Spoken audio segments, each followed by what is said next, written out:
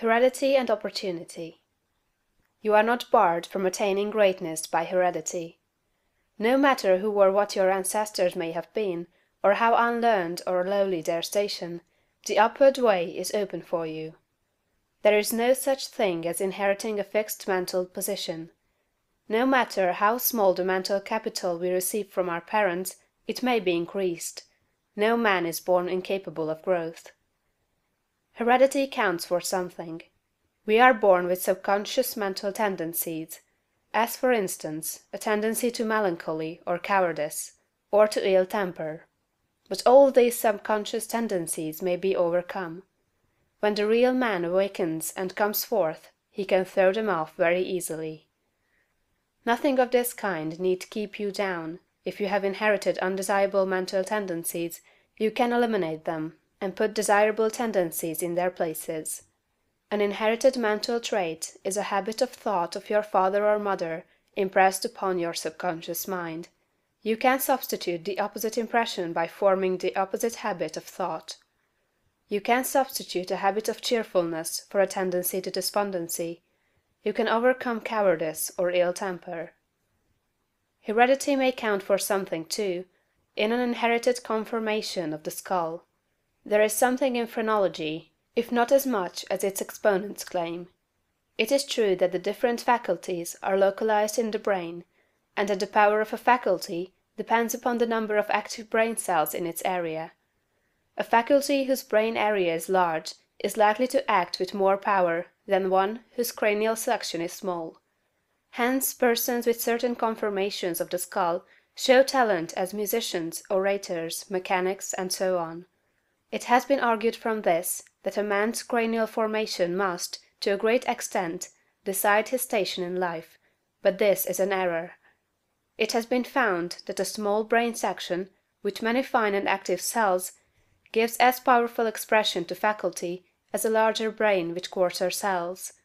And it has been found that by turning the principle of power into any section of the brain, with the will and purpose to develop a particular talent, the brain cells may be multiplied indefinitely. Any faculty, power, or talent you possess, no matter how small or rudimentary, may be increased. You can multiply the brain cells in this particular area until it acts as powerfully as you wish.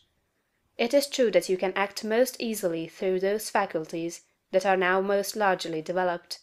You can do, with the least effort, the things which come naturally, but it is also true that if you make the necessary effort you can develop any talent. You can do what you desire to do, and become what you want to be.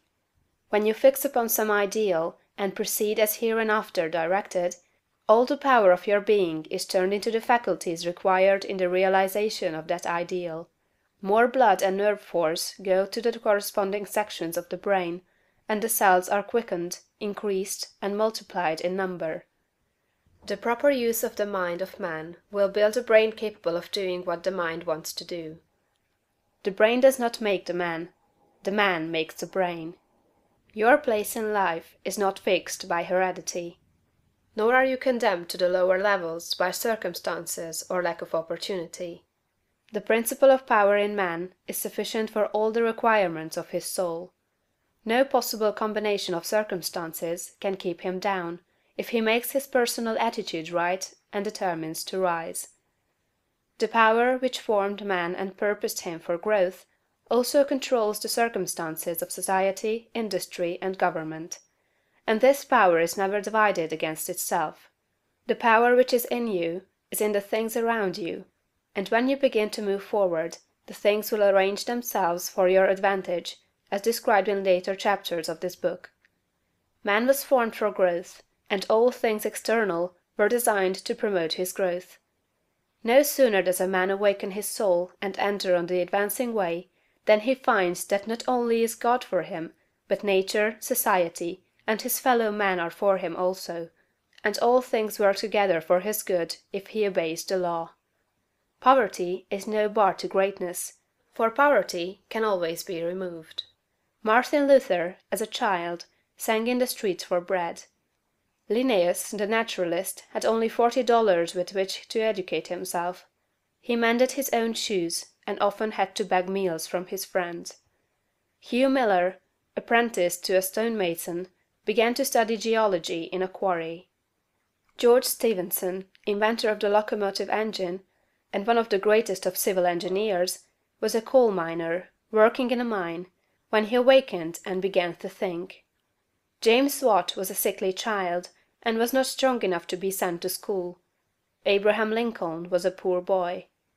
In each of these cases, we see a principle of power in the man that lifts him above all opposition and adversity. There is a principle of power in you. If you use it and apply it in a certain way, you can overcome all heredity, and master all circumstances and conditions, and become a great